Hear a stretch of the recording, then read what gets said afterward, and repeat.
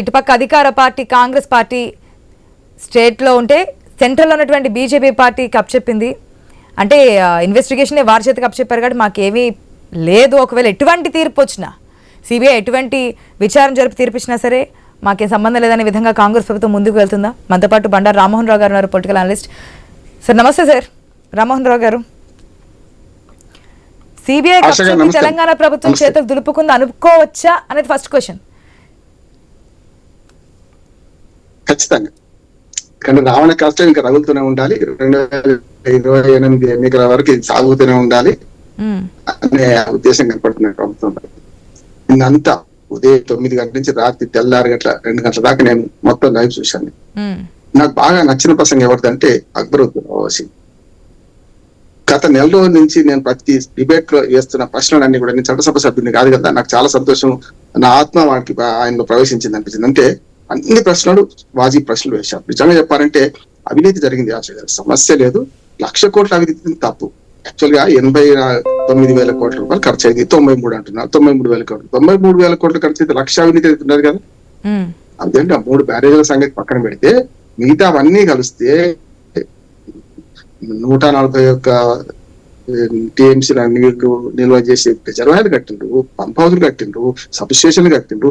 ఇవన్నీ కాళేశ్వరం కిందికి రావాలి. కాళేశ్వరం అనగానే ఒక నోషన్ మన మీడియా కానీ లేకపోతే రాజకీయ నాయకులు ప్రతిపక్షాలు విమర్శించే అధికార పక్షం కానీ ఏమంటారు, 1,00,000 కోట్ల అవినీతి.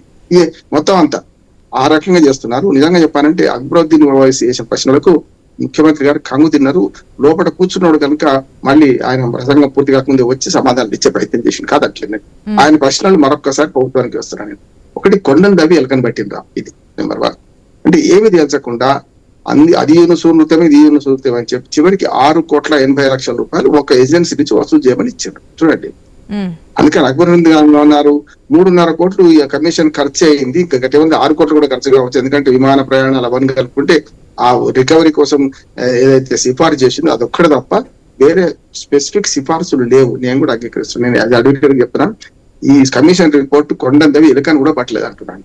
దానికి కారణం ఏంటంటే ఎంతసేపు రాజకీయ పరంగా పోయింది తప్ప బిగ్ బాస్ ఎవరు అనే పోయింది తప్ప ఇక్కడ 3-4 ఇంజనీరింగ్ సంస్థలు ఉన్నాయి, పెద్ద ఎత్తున ఇవాళ కాంట్రాక్ట్ చేసిన సంస్థలు ఉన్నాయి. నవయుగ గానీ, లేకపోతే ఎల్ఎన్టీ గానీ, లేకపోతే మన మెగా కన్స్ట్రక్షన్ గానీ, వీటన్నిటి మీద ఎందుకు పోలేదు అంటే అక్బరుద్దీన్ గారి అందులో సమాధానం కూడా చెప్పిండు. ఏం లేదు, అందరికీ ఎలక్టోరల్ బాండ్స్ కాంగ్రెస్ కి ఇస్తున్నది ఇదే సంస్థ, అట్లాగే బీజేపీకి ఇస్తున్నది, బీఆర్ఎస్ కి ఇస్తున్నది, అన్ని ప్రధానమైన సాంప్రదాయ పార్టీలు అన్నిటి సారా పార్టీలు అంటాను నేను, వాటికి ఇస్తున్నది. కమ్యూనిస్ట్ పార్టీలకు ఎంఐఎం లాంటితే ఎంఐఎం అధినేతతోని కొంతవరకు వేరే విషయాలకు విభేదించిన సందర్భాలు చాలా ఉన్నాయి. కానీ ఇన్స్పైరింగ్ స్పీచ్ ఏదైనా ఉంటే నిన్న అందరికంటే ఏదైతే మన అక్బరుద్దీన్ ఓవైసీ గారు చాలా సూటి పట్టులో 5-6 వేసింది. గత నెల రోజుల నుంచి కమిషన్ రిపోర్ట్ వచ్చినప్పటి నుంచి చెప్తున్నా.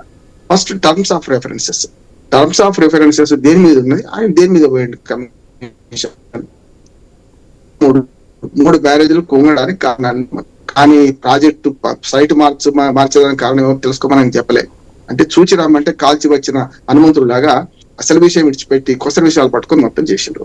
అంతిమంగా ఈ ప్రభుత్వానికి అక్బరుద్దీన్ వేసిన ప్రశ్న నేను కూడా వేస్తున్నా.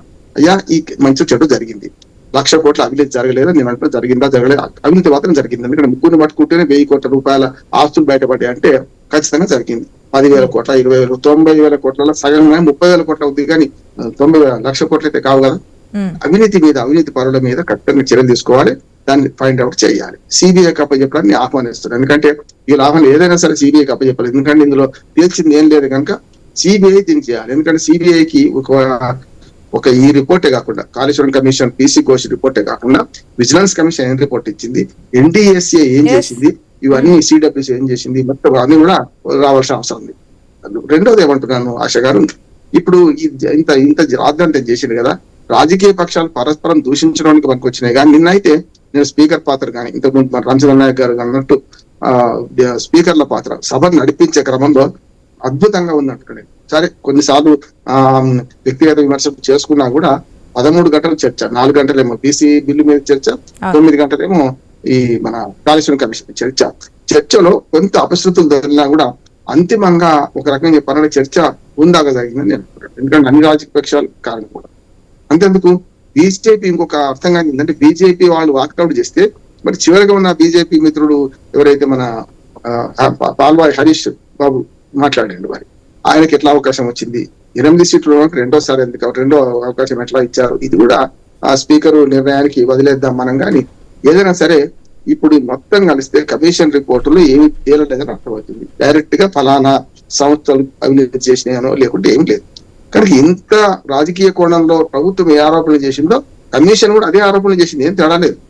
రాజకీయ కోణంలో ప్రభుత్వం ఏ ఆరోపణలు చేసుకుంటూ వస్తుందో మిగతా అంతా కాళేశ్వరం ప్రాజెక్ట్ అంటే ఆ 3 బ్యారేజీలే కావు, ఇవన్నీ ఉన్నాయని చెప్పాలి కదా. అందుకని ఒక ప్రశ్న ఎంట్రన్స్ లేదని చెప్పి గతంలో బీఆర్ఎస్ నిర్ణయం తీసుకుంది, ఇప్పుడు మళ్ళీ ఆహ్వానించడం జీవో తీసుకురావాల్సి ఉంటుందంటారా, తీసుకొస్తుందంటారా? అదే కదా ఇప్పుడు విధాన మండలిలో జరిగేది గొడవ అదే. సిబిఐ అంటే మొత్తం పూర్తిగా మన పెంపుడు కుక్క అని పెంపుడు చిలక అని ఏది బీజేపీ పార్టీ కానీ వీళ్ళు అంటున్నారు కదా. మరి అటువంటిప్పుడు బీజేపీ బీఆర్ఎస్ ఒకటని ఆరోపిస్తున్న వీళ్ళు వాడికి అప్పచెప్పడం అంటే ఏంటి, ఆడలేక మధ్యలో ఇంకోటి చేయరాక మనకి వీళ్ళకి కమిషన్ రిపోర్ట్ తేల్చింది ఏం లేదు కనుక చర్యలు తీసుకోవడానికి ఏం లేదు. మళ్ళీ రాజకీయ పరంగా కక్ష తీసుకోవాలంటే ఏం చేయాలి, సిబిఐ కేసు పెండింగ్ లో ఉందని చెప్పాలి. ఇంతకీ సిబిఐ వస్తుందా రాదా? అసెంబ్లీ తీర్మానం చేసినంత మాత్రం ఏంటంటే ఎంట్రీకి, మీరు అన్నది కరెక్ట్, ఎంట్రీకి సిబిఐ ఎంట్రీ మనకు రాష్ట్ర ప్రభుత్వం అంగీకారం లేకుండా ఎంట్రీ కావడానికి వీల్లేదు. కానీ ఈడీ కావచ్చు, ఈడీ చాలా వాటాలు కావచ్చు. ఈడీ రావడానికి ఇక్కడ మనీ మన హవాలా కానీ మనీ మార్పిడి ఎక్కడ లేదు. అవినీతి ఉంటే ఉండొచ్చు కానీ మనీ మార్పిడి ఎక్కడ కనపడతలేదు. కానీ ఈడీ వస్తుంది అవకాశం లేదు కనుక ఈ సిబిఐ రమ్మని కోరుతున్నారు. ఇప్పుడు బాగా ఏం చేశారంటే కేంద్ర ప్రభుత్వం కోర్టులో పడేసింది. ఒకవేళ కేంద్ర ప్రభుత్వం అనుమతి తీసుకొని రావాల్సిన అవసరం లేదు, కానీ సిబిఐ స్వతంత్ర సంస్థ కనుక వాళ్ళు నిర్ణయం తీసుకోవాలి. అంటే ఆ తెలంగాణ ప్రభుత్వం కోరినంత మాత్రం వస్తారా రారా, వస్తే ఏం జరుగుతుంది, టర్మ్స్ ఆఫ్ రెఫరెన్సెస్ దానికి ఏమి ఇస్తారని నేను అంటున్నాను.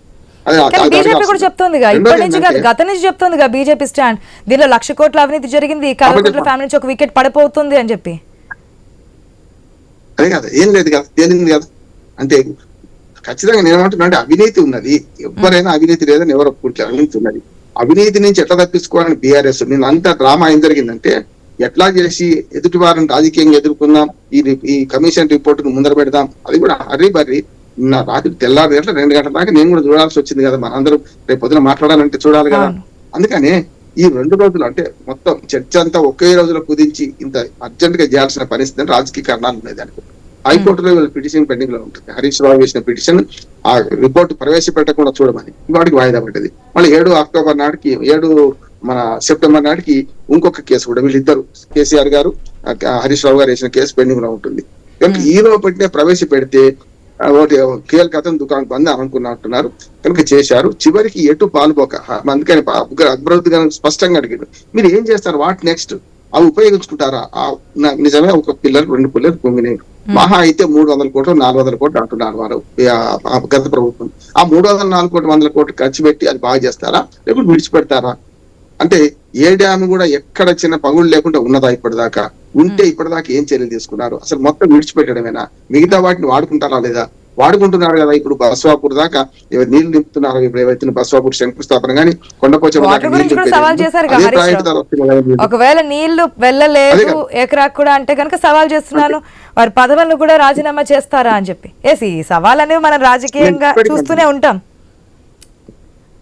నేను ఇప్పటికీ ఆశగారు ఒక మాట అంటున్నాను, కాళేశ్వరంలో అవినీతి ఉంది, అవినీతి తిమింగలాడు బయటపడాలి. అది రాజకీయ నాయకత్వం దాకా ఉందంటున్నాను, సమస్య లేదు. ఎందుకంటే ఇప్పుడు బహిరంగ రహస్యం ముంజేతి కంకణానికి అర్థమైనందుకు ఒక 3 ఇంజనీర్లు పట్టుకుంటే 1000 కోట్ల ఆస్తులు బయటపడ్డాయి అంటే 94,000 కోట్ల రూపాయలు ఖర్చు అయినప్పుడు ఖచ్చితంగా 10,000 కోట్ల 15,000 కోట్ల ఈ అందరూ పంచుకుంటే తిలా పాపం తలా పెడకడం అంటే అందరికి వస్తుంది అంటున్నాను.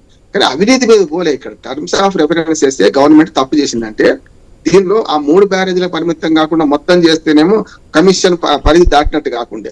కానీ మనకు బీసీ ఘోష్ గారు కూడా ఎందుకో టర్మ్స్ ఆఫ్ రిఫరెన్సెస్ ఒకటి ఉంటే పని ఇంకోటి చేసిండే నేను అంటున్నాను. ఈ 3 రామారావు గారు ఒక నిమిషం, స్వామి సిద్ధంగా ఉన్నారు లేటెస్ట్ అప్డేట్స్ అందించడానికి. అదేవిధంగా ఆల్రెడీ వాద ప్రతివాదనలు జరుగుతున్నాయి కాబట్టి విమర్శలు ప్రతి విమర్శలు.